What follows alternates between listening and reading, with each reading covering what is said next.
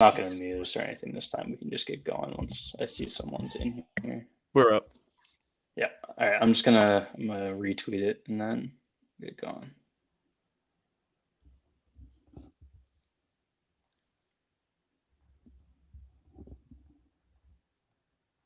All right. Welcome to the penultimate episode of 3 and Out. I am your host, Ryan Kieran, working from mobile this week. It's a bit of a scuffed show.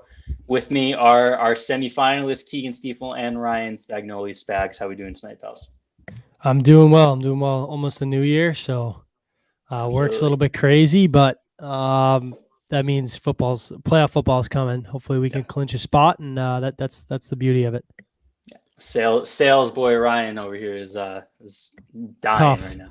Yeah, I working late today, but almost there. It's worth it though. Keagan, how you doing, pal? Wonderful. This Purdue game has like half my attention. They just scored again. Yeah, Purdue just scored again. There's been 3 touchdowns in like 3 minutes, dude. It's insane. Yeah. Insane. I don't know who the tight end is for Purdue, and I know we just threw big money at him. What's his name? Like Payne Durham? Is that his name? Yeah. Throw him on the draft board. Name. He is Gronk. Like he's on the draft board officially. On the draft board. I don't care. Yeah. Ryan, I'll have to send you the video. So this has like half my attention. It's not great for trivia, but we're gonna get there. Yeah, we'll be good. So I've been painting for the past 2 days. My PC setup is completely in a corner. Still don't have a color picked out. We've been priming. Still don't have a color picked out. We've been through like 10 pairs of samples. No luck yet. So I'm about ready to just sell the house, but we'll see. Scheduling notes, of course, this is the semifinal matchup. So the winner of this will face our pal Brian in the finals next week. Next week will be the last our 3 and Out show of the season. We will be back in the off season. This group might be back for the mock draft show. We'll have to figure out how schedules work there, but ideally we get it back to get back again. A little bit behind on the draft. I think last year they were out by now, but right, it's tough. Me and Keegan get a lot of work to do, put it that way. And so because I'm on mobile, Spags is going crazy. These guys are recording later tonight. It's gonna be a little bit of a quicker show. So we're gonna recap the Bills game. We're gonna preview the Jags game, but it's gonna be a quick one. It's the Jags. And we're not gonna have any segments, and we're gonna get right into trivia. The production quality might be a little bit lacking. I didn't get the usual questions set up and all that, so it might be a little bit clunky. So just bear with me here. But we'll get right into it and get into first down. So the Bills came into New England with the division on the line and just stomped your hearts out. 33-21. The fact that New England scored 21 is it's still shocking to me because they did not look like a team that was going to score multiple touchdowns all day. The defense had some bend but don't break in them, but they really bent, like repeatedly bent. And Josh Allen probably played his best game of his career, in credit to him, but the Patriots just absolutely did not show up in the most important game of the season. Yeah, I think, the defense was, I was a little bit easier on them because I thought they were on the field the entire first half. Yep. Right. I know Brian thinks time of possession doesn't matter, but it was like at one point in the third quarter, the Patriots had 9 minutes of time of possession. The Bills had run double the plays. That takes a toll on you, especially when you do have a little bit of an older defense. And Buffalo, I don't know. I just thought we were talking about it earlier on our show. It's happy to see because the Tennessee is about to score again. Yeah, it's unbelievable. But I think the encouraging thing about it is they played their 2 worst games of the year, right? Like the Saints game. I don't really even count because it was week 3. I don't think they were really, meshed yet. Right. And they still were, 5 minutes left in the game within 1 possession. So if there's any positives you can take out of that, it's, hey, they played their worst games of the year and they still almost were able to squeak out a win. Like those are the games where when you had Brady and those other Edelman, the older core, they'd find ways to win. They're just not there yet. And as far as expectation goes, we talked about it, right? Like kind of on the fringe of like a 9 to 11 wins going into the year. They're going to hit that. So I think this team did overachieve to an extent, but they really did kind of piss it away these last 2 weeks. They really kind of, my thing is sliding all around, so my camera might not be consistent here, but they really did just say we don't want you to have any playoff expectations for us. Like, it's been a great season. Go maybe get one win in the playoffs, and then you're probably getting out of here. That's the frustrating part, because they really set themselves up that 7-game stretch to be like, oh, we might be in for a deep run here. You get the 1 seed, even if you don't think you're the best team in the conference. Like, you get that bye and home field advantage. That huge. Matters. And but like I said, I think if you can avoid Buffalo in the wild card game, I'm pretty confident in either going to Cincy or going to Tennessee and being able to get a win. I know they might get Derrick Henry back, but we were gonna, if we had segments today, which again isn't gonna work out, we might resurface it next week if it's still valid. But you are most likely playing in Buffalo in the wild card game as of right now, as long as no crazy upset. Not crazy, because there are some games that are a little bit more of a toss up. But the by far most likely scenario right now is that you are going to Buffalo in the wild card game. And you were I know you tweeted him out this week, this scenario. Yeah. So if the Colts were to lose, because we don't know if Wentz is going to play, does New England jump them to the 5, and then you get Buffalo's the 4 anyways? So right? we don't want the Colts. We want the Colts to win, because realistically, the Colts, in order to pass the Colts, you need to lose. The Colts would need to lose out, and they're playing the Texans in week 18. So, Texans just had a great win over the Chargers, helped the Patriots out. Maybe they do it again, but I wouldn't be counting on it. So if you're going for best seeding possible for the Patriots, you would want the Colts to win or Colts to lose. If you're going for the least stressful week 18, you want the Colts to win, because the Raiders are the team that can really mess you up here coming down the stretch. Yeah.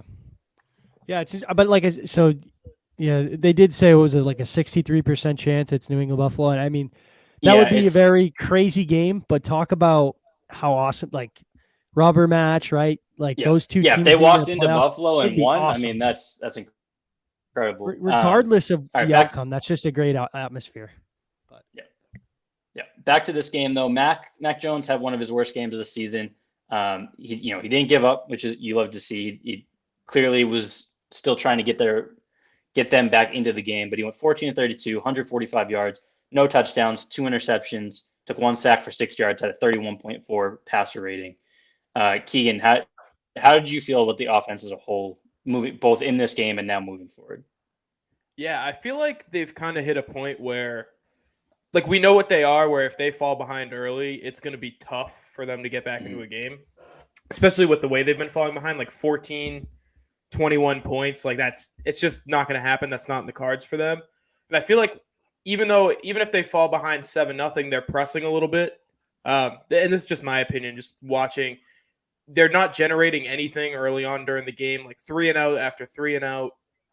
It's not even like so much turnovers. It's just they're not doing anything, and they're not forcing the other team to make a decision or to make a play. You know what I'm saying? It's the team's just sitting there being like, all right, you're going to go 3-and-out, and then we're going to go on offense. That's what it's felt like the past 2 weeks, which is tough because during the 7-game win streak, that's the opposite of what they were doing. They were putting together first downs, and even if they weren't scoring or getting down into scoring position, they were flipping the field. They were playing the field position game. They're eating clock. Yep. Eating clock. Like, they're doing all that stuff. So I feel like they've gotten away from the only way that I believe they can win, which is running the football, eating clock, controlling the tempo of the game. So go ahead. I was just going to say, not to jump already to Jacksonville, but I feel like it's the perfect week for them to kind of get their identity back a little bit, especially against a garbage team where they can go out to a big lead and then maybe try to figure some other things out. It felt, even on their scoring drives, it felt like the early season and last season offense where it was just a grind and painful, and you were getting 4 yards at a time, 3rd and short, and then you would convert it by a yard, and then you'd have to do it all again. They had to convert 2 4th downs on both of their first 2 touchdowns. It just felt so difficult. And then Buffalo would get the ball and be at your 30 within like 4 plays every single drive. Yep. I think we talked about it. The lack of Aguilar. I know, say what you want about him is whether you feel he's lived up to expectations, underachieved, whatever. They didn't have a downfield threat in that game. I think that really hurt the passing game. Everything was crowded, right? Like they couldn't really. They took like 3 shots, and one of them should have been. A couple of them should have been picked. One of them to Harry was in double coverage. I think that hurt them a little bit too. Yeah, and that was going to be the next point that I brought up too. Derek Klassen at QB Class on Twitter had a great thread about it. Evan Lazar was hopping in with it. It's partially, Mac being a rookie. It's partially him not having a great arm in terms of arm like velocity that he puts on the ball, and it's partially not having Aguilar. The Bills just did not respect anything outside the numbers or downfield at all. They just crowded the middle of the field. They forced him to look outside, and they were confident that they would get pressure and that nothing would come open because the Patriots also don't have great separators at wide receiver. Kendrick Bourne's your best separator. He's coming off a week where he didn't practice, and they were limiting his snaps a little bit, and there was just really nothing for them, nothing that they could do. And it was just an absolute grind. And it speaks to my biggest offseason priority, and I don't know how they're going to do it given their cap space and draft situation, but they still need a true number one outside threat that doesn't need to be winning from the slot, that can consistently both win in his routes to get open and can win fighting for the ball when he doesn't get open. Kendrick Bourne's a great separator. He's not great at fighting through the ball. That's kind of where you see him be more of a wide receiver 2 versus a wide receiver 1. They need that guy that if things are going downhill, Mac can just look to and throw it up if he needs to. Yeah, I said that earlier. We were talking earlier today. And it's kind of like they've got a bunch of zone beaters, and when you don't have somebody to open up a zone on the field for them to find, like the Jacoby Myers and the Kendrick Bournes, then you're kind of screwed. Like even with Buffalo, who we saw, they don't have their number one corner. Their two best defensive backs are safeties, so you're not really worried about them on your receivers. They can't beat like Dane Jackson or whoever. It didn't matter. Yeah, exactly. It doesn't matter who's out there for the other team. And then you saw it on the opposite side on the defense where teams are scheming up. They know exactly how to beat you because you've got that one cover guy. Take him away with your number one receiver who also beat that cover guy, by the way, multiple times. Yep. But match him up, and then you're playing zone offense the rest of the way. Clear out one side of the field and then have somebody run a crosser. As long as you're faster than that guy, you're good. And we saw that 50 times. We saw Miles Bryant just repeatedly have no chance on those crossers. Right. On a guy who was getting like one target a game all the way up until last week. I thought he's been pretty good this year too, given the circumstances he was throwing. Bryant's been great. I love Miles Bryant. It's a terrible game for him. Yeah, and they didn't help him out at all. He had no help, right? It's just consistently. And you saw, I don't know who put together the kind of the highlight reel for Josh Allen after the game, but you saw Allen was making like stupid window throws. Oh, it was the best game of his career by far. He was incredible. Like, what do you want Miles Bryant to do? He's an undrafted free agent who probably should be a safety. Like, he shouldn't be playing one-on-one coverage, but he did the best he could. But that's another thing where teams are figuring out it's week 17. They know exactly how to beat you, and then they know what you're going to do, and that's a problem.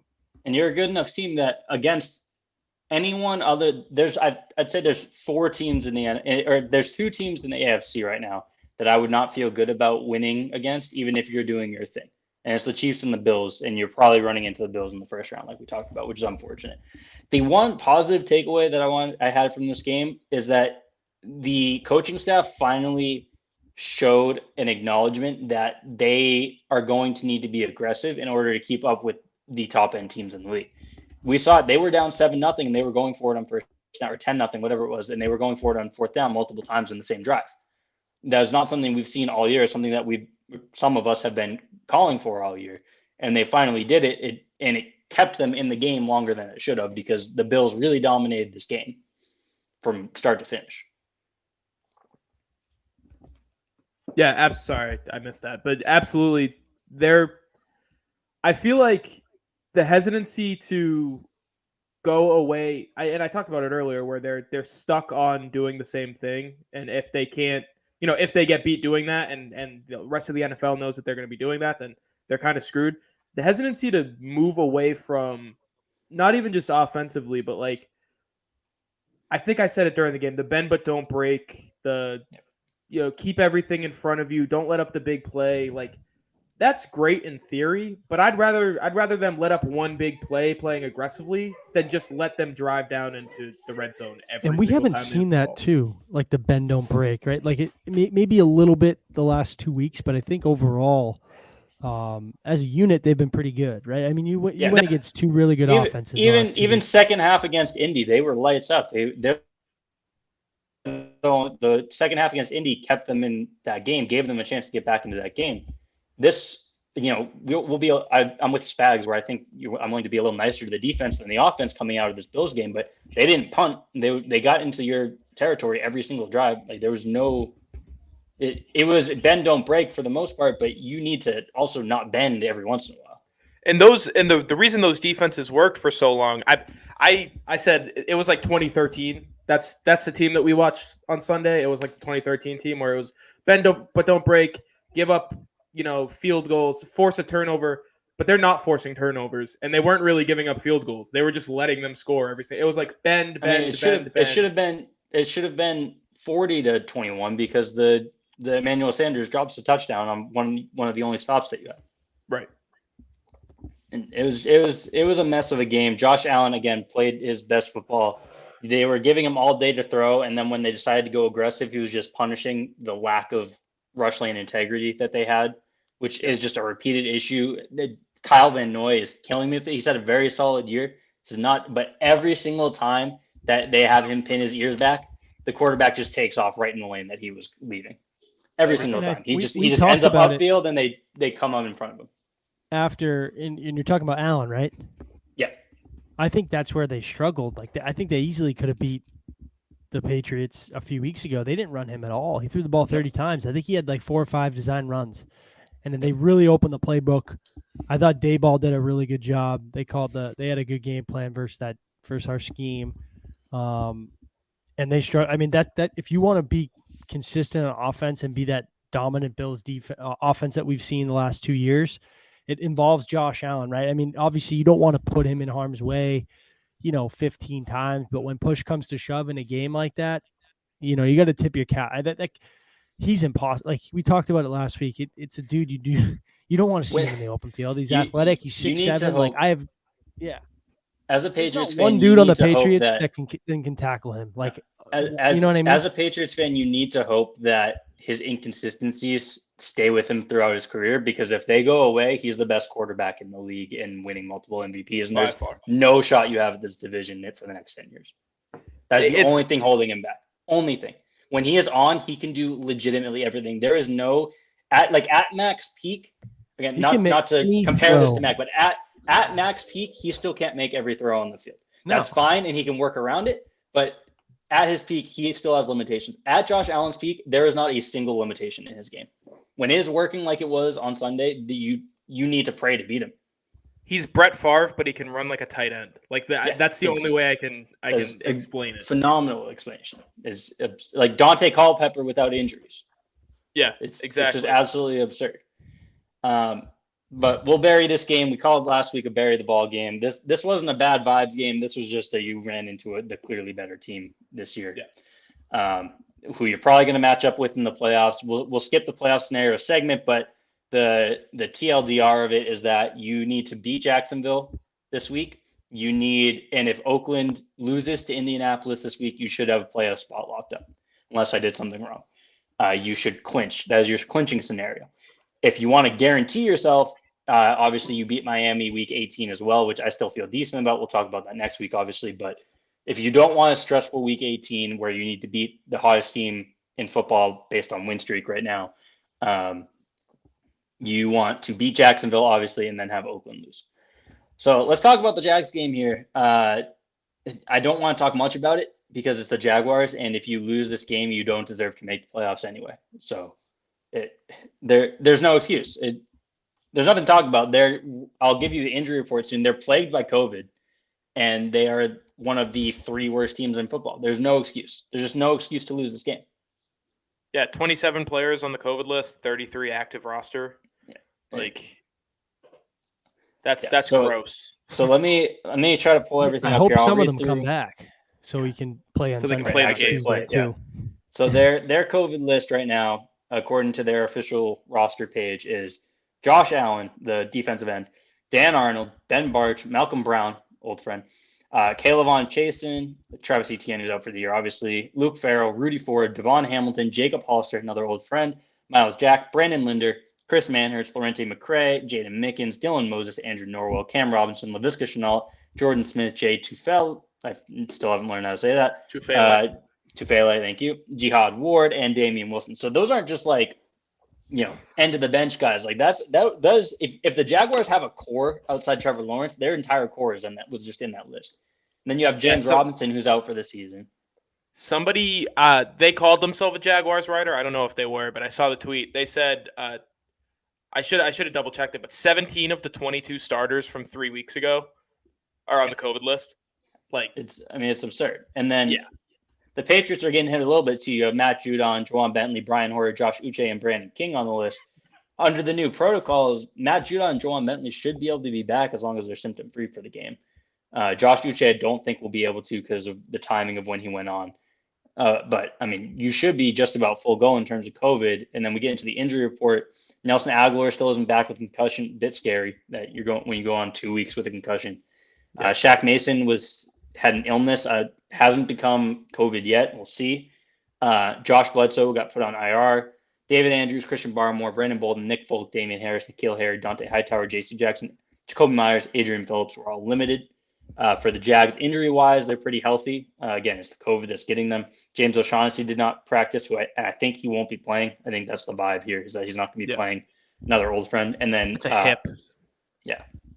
And then Dakota Allen, or Allen Dakota. They have it listed, but I'm pretty sure it's Dakota Allen. It's Dakota Allen. Yeah, and the Patriots site is messing up here. It was limited. So we don't have to talk much about this. There's no excuse here to lose this game. If you lose this game, I don't want you to make the playoffs because I don't want to watch you anymore. Yeah. Is there anything beyond that for you guys?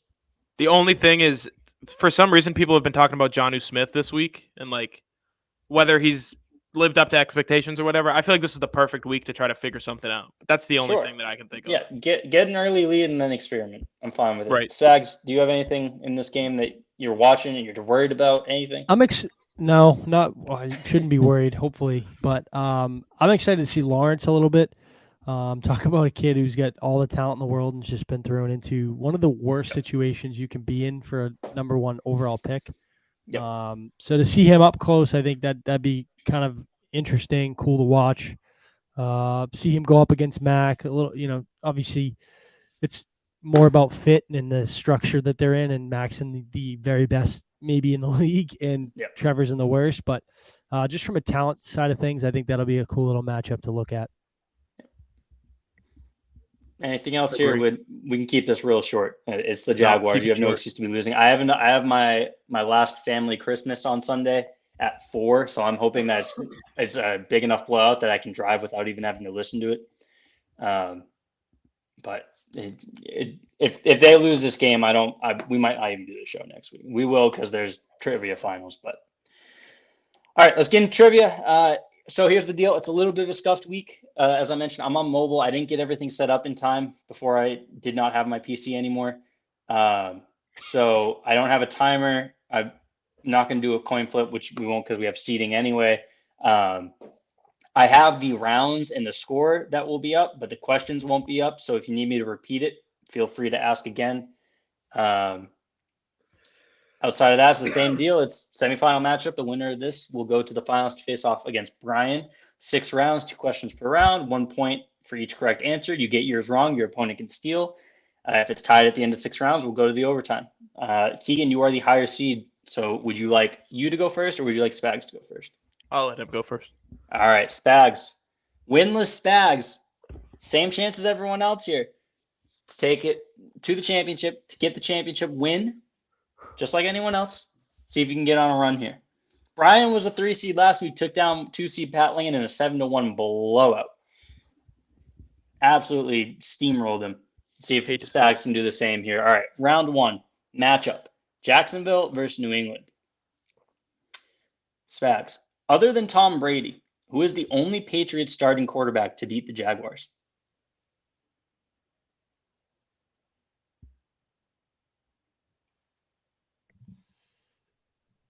Matt Castle. Final answer? Yes. Incorrect. Keagan for the steal. Drew Bledsoe, 96 AFC Championship game. Final answer? That is correct. Keagan is on the board.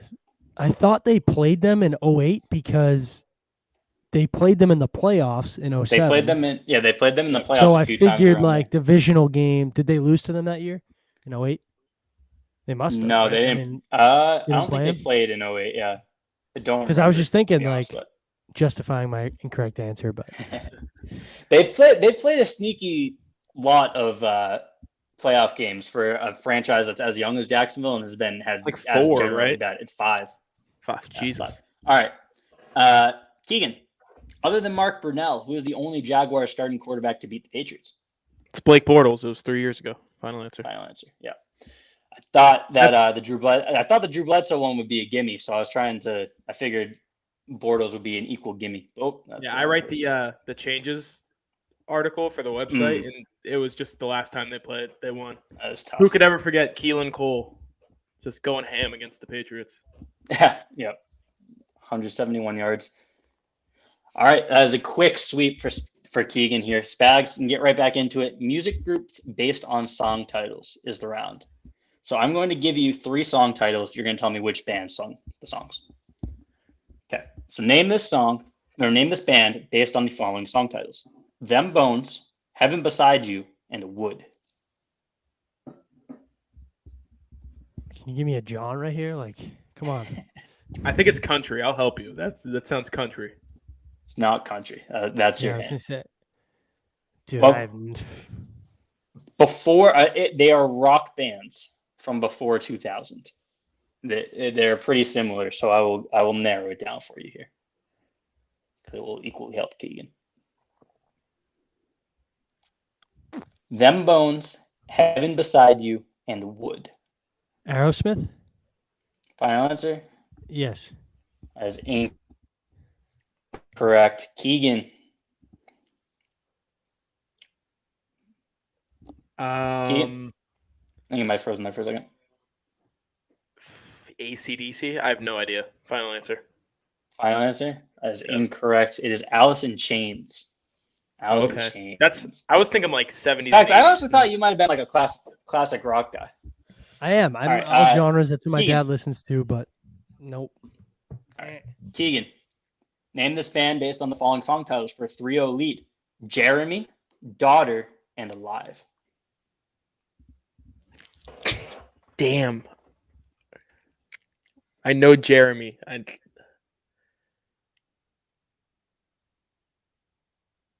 I don't want to give him time, so final answer, no guess.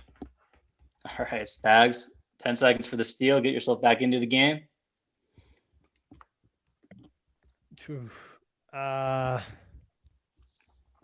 No idea, man. I can't even think of a guess. You both struck me as classic rock guys. I thought this was going to be a sneaky, easy category. That's Pearl Jam. Pearl Jam. Damn. All right. See, I'm like anti Pearl Jam just because every white guy loves Pearl Jam. So I also don't love Pearl Jam. I love Alice in Chains. Not a huge Pearl Jam guy, but no, not a Pearl Jam. Figured they would have been the easier one. I think they're a little more famous, or at least. I knew you said Jeremy, and I knew it was one of those like 90s. Yeah. All right, round 3 is the Jaguars. I'm not gonna lie, this was difficult to write for because they just have no history whatsoever. So the questions are kind of Jaguars adjacent. So Spags, still 2-0. Can still get yourself back in this game. We're not even halfway done yet. Who did Maurice Jones-Drew finish his career by playing 1 season for after 8 seasons in Jacksonville?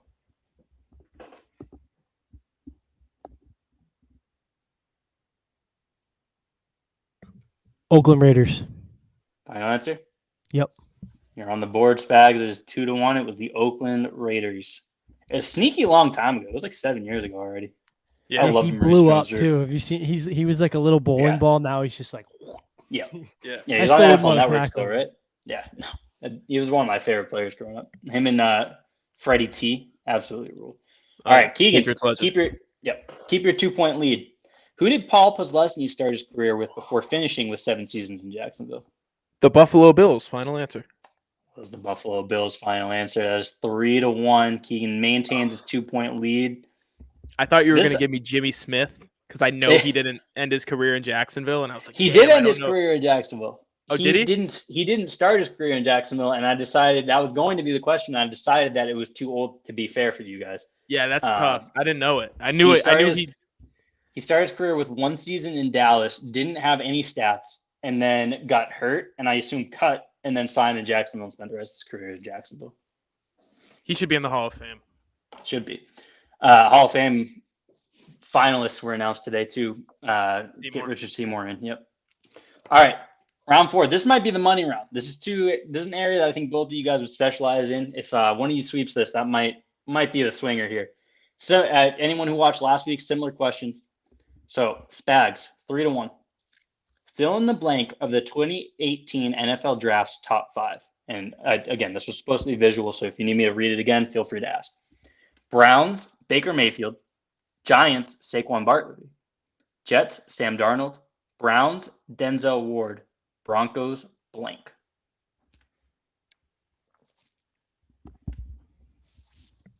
Bradley Chubb. Final answer? Correct. Yep. There we go. It is 3-2 Spags. It was Bradley Chubb, 5th overall out of NC State. Keagan, to maintain your lead, fill in the blank of the 2019 NFL Draft's top 5. Cardinals, Kyler Murray. 49ers, Nick Bosa. Jets, Quinnen Williams. Raiders, Cleveland Farrell, my son. Absolutely stupid pick. Buccaneers, blank. Vita Vea, final answer. No, wait. No. I didn't say final answer. Damn. I'll allow it. Didn't get there. Oh, no. This is tough. No, it's You have about 10 seconds.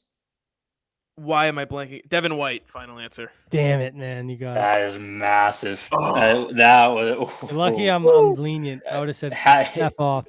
half a I didn't syllable. say answer. Yeah, he was half a syllable off of getting that one wrong and tying this game up. And instead, he maintains his 2-point lead. We are getting into crunch time here.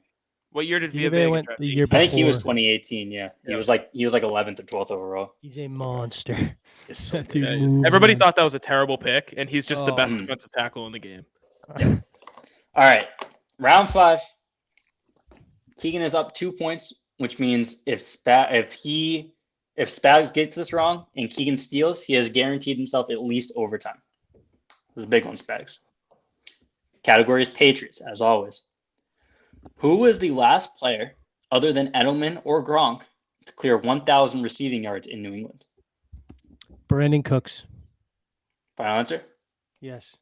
Keeping yourself alive, Spags. It is Brandon Cooks. Underrated season in New England. My son. Bring him back home. Guy crawls out of bed and goes for 1,000 no matter who his quarterback is. Anywhere. And people thought like 98.5 like shits on his year here. He was their best receiver. He doesn't get hurt against the Eagles and maybe they actually win. Like probably not because the defense couldn't do anything in that game. But Keagan. I forget who that running back was, but he didn't catch the ball in the end zone. That wasn't a touchdown. Corey Clement. Clement. He wasn't in. Yep. Keagan. To guarantee yourself at least overtime. You get it wrong, Spags can tie the game up.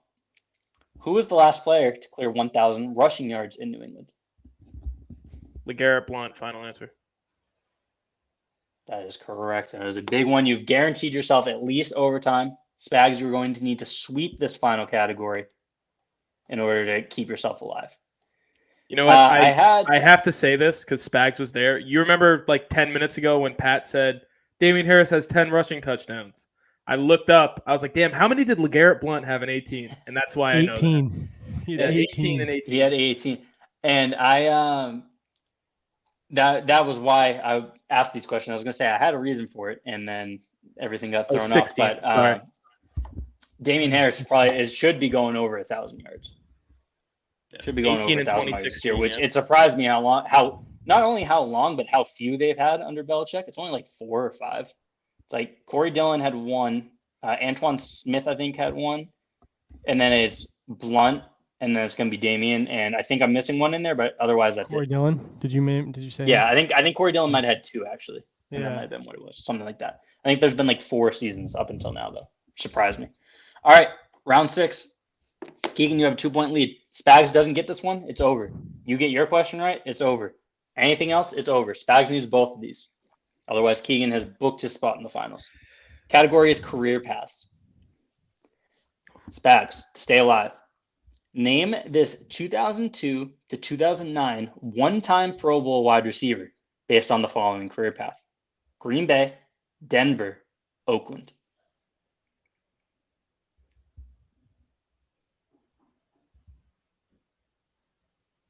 (2002 to 2009) one-time Pro Bowl wide receiver, Green Bay, Denver, Oakland. In 15 seconds.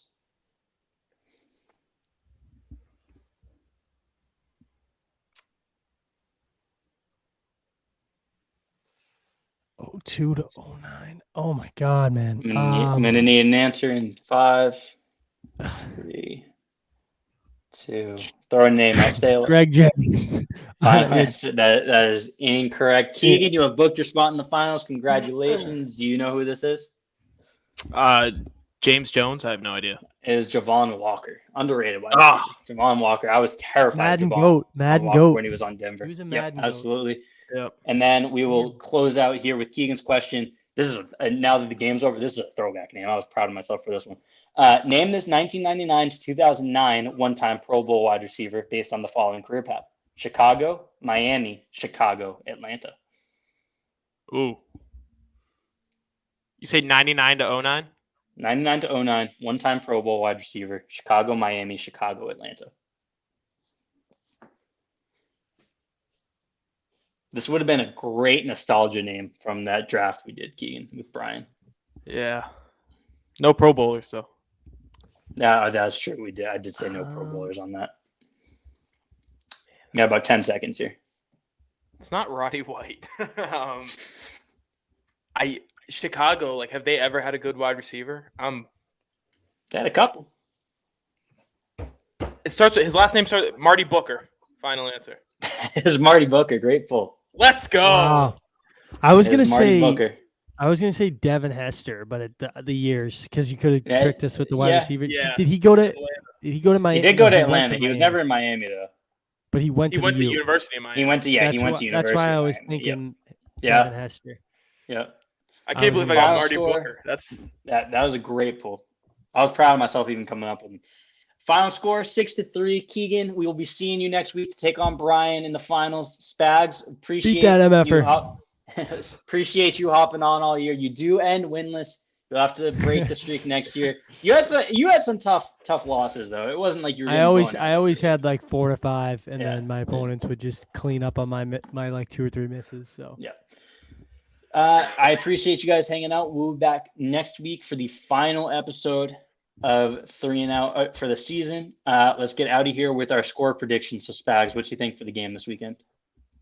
31-6. They blow them out. All right, Keagan. 34-9.